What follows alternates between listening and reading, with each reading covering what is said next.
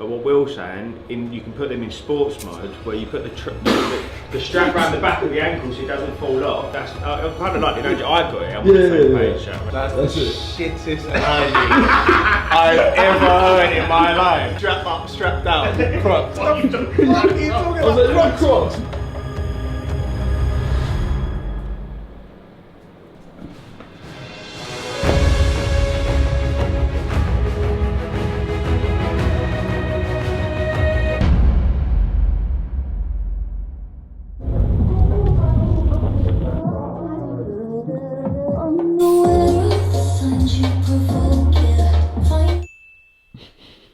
So we're going on today, meetings upon meetings, talking to Spotify, talking to press agents, talking to digital marketing companies, sending 1,000 emails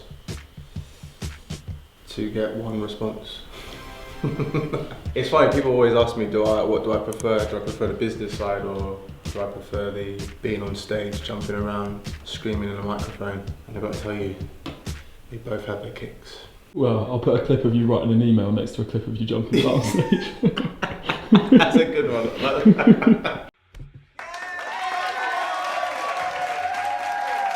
No, but I do enjoy the business side. I think as you get older, I think the business side has more like moves in it. It's like a game of chess. Whereas like being creative and being on stage, you're just completely Half free. an hour, I've just like lost somewhere. Yeah, you're just lost. Yeah, you're mentally lost. Don't have to worry about it. Just fulfilling in another way.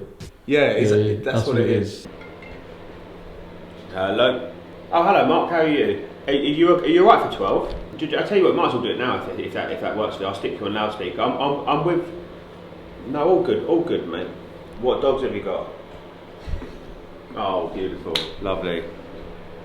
I did not expect that. Yeah, I can already very excitable. They puppies. Oh, well, I had a dog called Freddie. I had a Shih Tzu called Freddie. Tell him the joke. Tell me about it. I went to a zoo once, and there was no dogs there whatsoever, just apart from one dog, and yeah, Shih Tzu. Just give you a little bit of background on Bishop. She was Twins' last signing at Island Records, so she did release her own debut single through Island about 18 months ago, and it was a record called Nevermind. She went through the BBC introducing route. Abby McCarthy was a huge fan of hers for BBC Kent, and she got her on to do some interviews and things. She then fed that through to Matt and Molly, and she was played on the Best New Pop with her debut single. And she had the Disciples record, which was Tune of the Week, right? BBC Radio on Tune of the Week or Weekend, or one of the two. Yeah, so she obviously got a lot of love with that one as well, but this is now the next record that obviously we're releasing. We're releasing it via TikTok, and the sound's actually been available. Yeah, exactly, and the song's actually been available on TikTok since just before Christmas, and we've had over 2,500 pieces of content created on that platform already, so there is a little bit of a story starting, and the way we kind of saw it, we kind of see it as like basically free market research, where we could make the sound available, see how it reacts, and now we're sort of kind of setting up a full campaign. Just gonna call LJ, who produced the record that he's talking about, because I think we need a clean version. Sorry, Deval, give me a second, mate. Oh, hello? He's still in bed. Just a quick one, we're on the phone at the moment to a radio plugger for Shut the Fuck Up, but I think we need to figure out what the clean version for radio would be, and I don't know whether to do something cool with the production when the word fuck happens, or actually just re-sing it as Shut the Hell Up or something. When you just said it straight away, I had Shut the Hell Up. But it could also be the, like back in the day when someone used to swear on telly, it had the little beep. Yeah, that's what I was thinking. I was wondering, could you have a look at some cool ideas for that? If nothing works, then I will record her doing Shut the Hell Up. Yeah, 100%. The only thing is, I don't have the final versions of her vocals anyway. I did them, didn't I? Alright, I'll get them sent over to you, that's fine. Alright, cool. And then, what's the earliest time you need this by, bro? We got a couple of days on it. Okay, perfect. I'll jump on it tomorrow, yeah? Yeah, appreciate that. We'll catch up tomorrow properly anyway. Alright then, mate. I look forward to it. Alright, gangster. In a bit. Nice one, bro. Have a good day. You too. Bye. Obviously, the title is STFU, but the main hook is Shut the Fuck Up. With regards to getting a clean like radio version, How would you, from your experience, what do you think is best for us to do in terms of, should we change the word fuck to hell maybe? Shall we, yeah, or should we replace it with a sound or something? See you later, mate. Have a good day. Bye. With the plugger, with PR doing the press, we need at least 900 quid of digital marketing. But then that's all your Facebook ads, so there's always going to be a presence online across all social media platforms. She's going to have a presence on radio. If you have the right conversations with Apple and Spotify, she should have a presence editorial-wise on Spotify too. And then listen up to running all the press.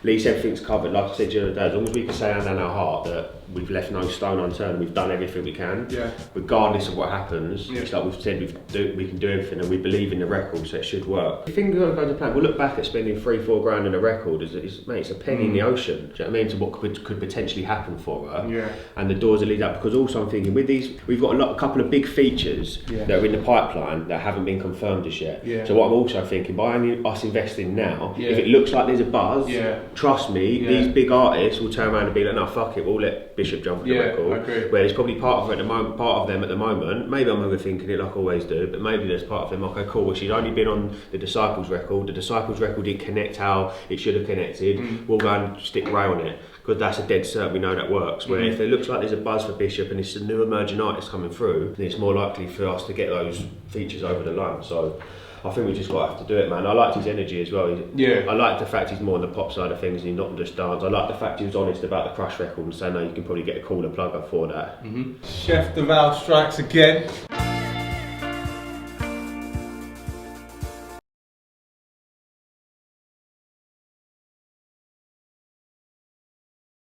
It looks like this thing for LJ is going to get over the line. If this record comes out, there's 3 artists on it. It's on 50 million monthly listeners, are on 10 million monthly listeners, and then the other vocalist is a lady called. She's on 17 million monthly listeners. So they've got like K-pop market, the Latin market, and LJ wrote the song. I'm just like, mate.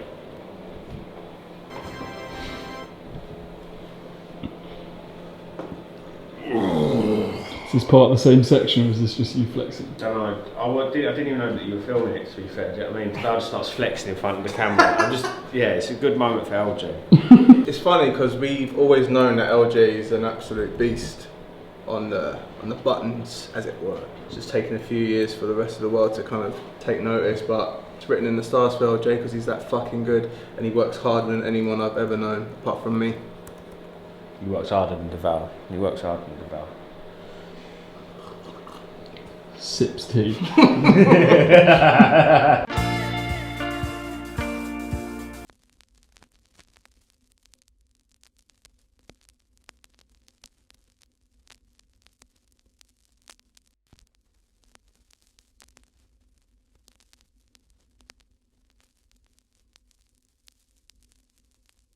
How does this happen?